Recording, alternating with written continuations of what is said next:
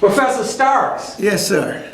how long you been a professor, man? Since 1970, starting at Northern Illinois University in DeKalb, Illinois, as the founding director of the Black Studies program at Northern Illinois University in DeKalb. And then 2 years later, in 1971, coming back to this place, to Northeastern, and Center for Inner City Studies, and been here since. You've been here in the inner city studies since the 70s? 1972. Ooh, I was like in second grade. A first grade or something, third grade. Wow. Yes, sir. But you said you were originally from Mississippi. That's right. That's right. Grenada, Mississippi. Grenada, Mississippi. What made you come to Chicago? My parents brought me to Chicago. Right? So you've been here for how long now? Well, formally, full time since when I graduated from high school in '61. But before that, back and forth between my grandmother in Mississippi and my mother and stepfather in Chicago. So you have the wisdom. So let me ask the question I love to ask. And the question is, what is the future of African Americans? You know, when I was in '72, we weren't African Americans. You know, when I was a kid in '72, I think we were black at that time. Yeah, we were black. Yeah, I don't remember Negro and I don't remember color, but we was black at the time. We were black, and it was rough getting us to say black at that time. Oh yeah, black was bad. Black was bad Oh, because yeah. when I never will forget when I was in grammar school, we had a little rhyme that said, "Black are the berries, sweet are the juice, but when it gets as black as you, it ain't no use." Something to that sort of crazy stuff like that. I remember, but yeah, that was that. I mean, people didn't want to be called black because it was a bad thing. There's a lot of good and a lot of bad, and history has a way of repeating itself in various ways. But what do you see the future 30, 40, 50 years from now? I think the future is bright.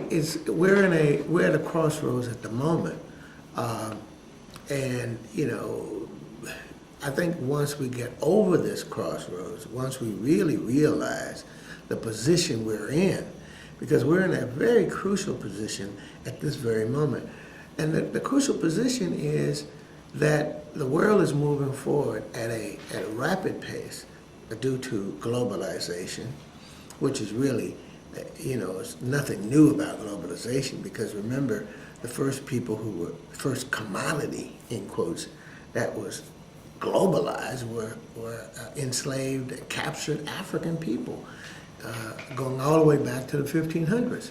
So there's nothing new about that. What is new is the technology and the rapidity of that moving of goods and services across boundaries. Some people have suggested that maybe political boundaries and geographical boundaries may be obliterated as a result of this rapid globalization. But globalization, to a real extent, it could be a plus for African Americans and for African people in the African world community. What I mean by the African world community is, of course, people on the continent of Africa, as well as people in the African diaspora, which would include, of course, African people in this hemisphere, which is, of course, North America, South America, the Caribbean, as well as African people all over, because wherever there are people, there are some African people. So when we talk about the African world community, we're talking about that almost 2 billion people around the world who have of African descent.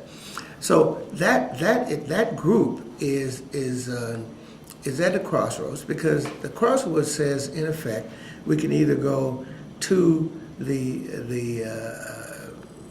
road of progress, or we can retreat and stagnate, which means, in effect, we're going backward, because any form of stagnation is, by definition, a move backward.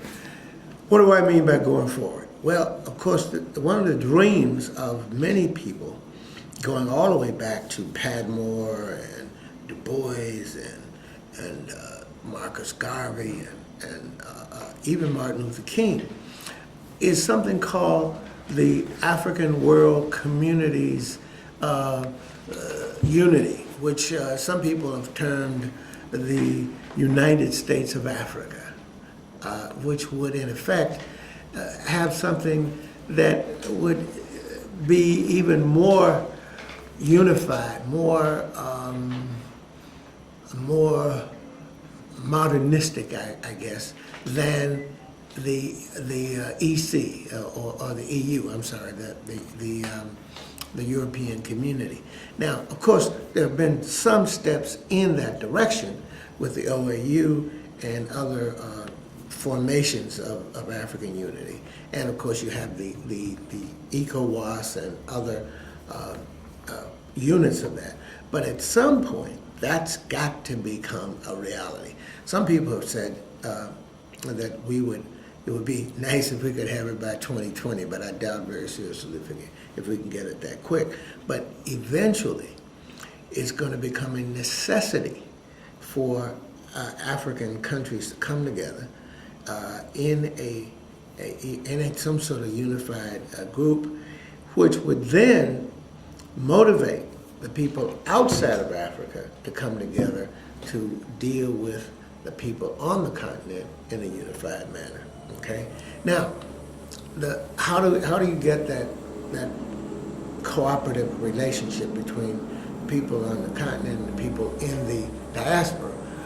Well, the way you do that is through what I call parallel development, i.e., we develop at the same time that African people on the continent develop, i.e., instead of having foreigners, people from Europe or Asia going to help Africa develop, why not have African Americans go and develop Africa? Why not, for instance? Africa has, as you know, the people on the African continent were the ones who developed the whole issue of agriculture. The first agriculturalists were people in Egypt 5,000 years ago, were the first people to develop agriculture. And of course, one of the reasons why African people were brought to this continent was because they were the world's greatest agriculturalists. And they were the people who captured enslaved Africans, were the people who helped to clear the land and plant and grow corn and rice and tobacco and all these other products that we now enjoy. So, however, now, given the fact that we have agribusiness and globalization, many of the agricultural producing regions in Africa have been wiped out. Monsanto, for instance, having patented seeds, which is the most absurd thing you ever want to hear. Then you have, of course, the water becoming a scarcity clean water around the world. But we have a plus in this country. Tuskegee University is one of the best ag schools in the country, and of course you have other ag schools in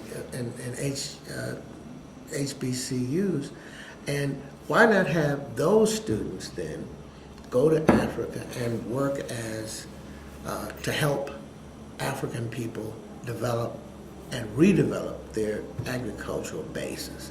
Because again, we now have commercial agriculture, agribusiness in Africa, but the small farmers are being wiped out. So we need to revive that. So that's just one instance of the kinds of cooperation we could have between African people on the continent and African people in the diaspora.